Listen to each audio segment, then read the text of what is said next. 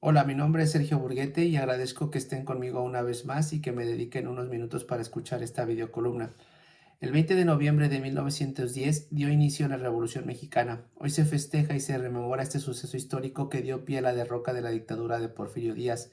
Para muchos un enemigo de la democracia, de los derechos humanos y sociales, y para otros el padre de la modernidad en México, tema que hasta la fecha sigue siendo un tema de debate nacional. No entraré en detalles en los datos históricos de la Revolución Mexicana porque sería una videocolumna muy extensa. Es un tema fascinante que merece ser descubierto, estudiado y comentado por todos como nación, porque dio nacimiento al México de hoy en día y que mediante un pacto social, la Constitución, se englobaron nuestros derechos fundamentales y dio estructura al Estado que hoy nos rige. Pero la pregunta que nos deberíamos hacer es, ¿realmente la revolución logró las demandas exigidas por un pueblo harto del abuso, sumido en la pobreza y en el atraso? ¿Cómo es el México de hoy en día? ¿Se respeta nuestra Constitución y los sentimientos expresados en esta? Son preguntas que deberíamos reflexionar. El 20 de noviembre no solo es el desfile militar o recordar a Madero, Díaz, al Chacal de Huerta, a Zapata, Pancho Villa, las Adelitas, Carranza, Obregón, los trenes revolucionarios, las batallas que se libraron, sino lo es el saber qué se consiguió y el por qué dieron su vida miles de mexicanos. Para esto es necesario tener claro que las dificultades y necesidades son diferentes dependiendo en la época donde te sitúes, pero existen también muchas similitudes con la actualidad. En ese entonces se buscaba derrocar una dictadura, elecciones libres y que desataría una guerra civil donde se luchaba por la obtención de derechos, justicia y un justo reparto de las tierras. El 1% de la población del país controlaba cerca del 85% de las tierras cultivables. Los hacendados eran los beneficiados por el gobierno al ser los únicos facultados para contraer créditos y por ende poder crecer y acumular mayor riqueza. El resto se veía despojado de sus tierras y terminaban trabajando en las mismas haciendas, en una esclavitud disfrazada de legalidad. ¿Les suena familiar?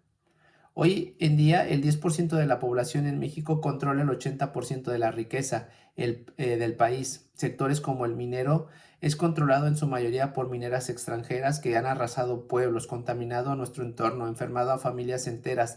Todo esto disfrazado de progreso y crecimiento económico. ¿El progreso y crecimiento de quién?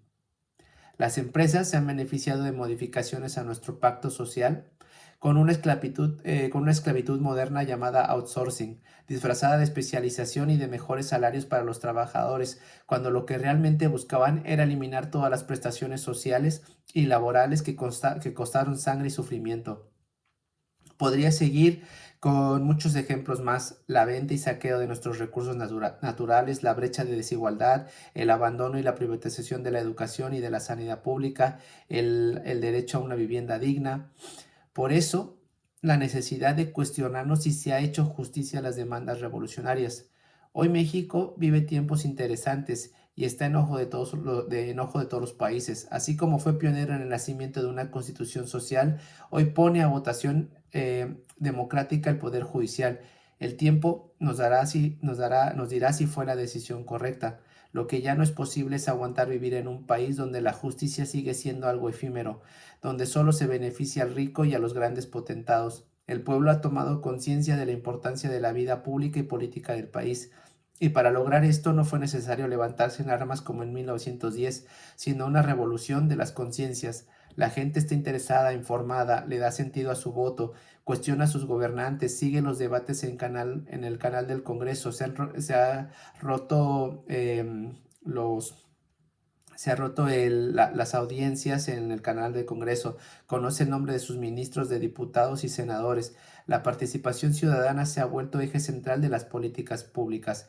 México vive una revolución pacífica. Nunca vi en sexenios anteriores a las cúpulas políticas, empresariales y a la gente de estratos sociales altos marchar por sus intereses o por la defensa de estos. Eso sí, disfrazados de una falsa preocupación por el país, del Estado de Derecho y de la democracia.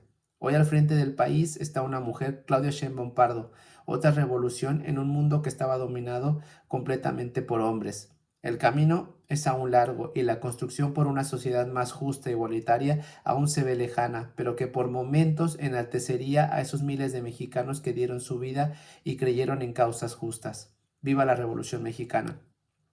Gracias por escucharme, agradezco sus comentarios y que compartan. Hasta luego.